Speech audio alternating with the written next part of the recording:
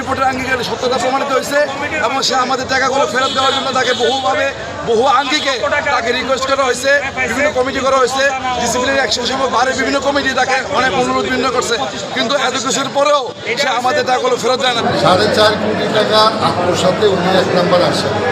ওনার বিরুদ্ধে আইনজীবী সমিতির পক্ষে তৎকালীন সেক্রেটারি ওনার বিরুদ্ধে মামলা করছেন এবং এই মামলায় তদন্তের প্রমাণ হয়েছে, মানে বারের যে তদন্ত করছে সে তদন্তে এটা প্রমাণিত হয়েছে যে উনি টাকা আত্মসাৎ করেছেন। পরবর্তীতে উনি মহামান্য হাইকোর্ট থেকে 4-7টা বেল আনেছেন। 4-7টা বেলের মেয়াদ শেষ হওয়াতে আজকে উনি সারেন্ডার করছেন এবং ইতিপূর্বে বন্ধ দাখিল করেন।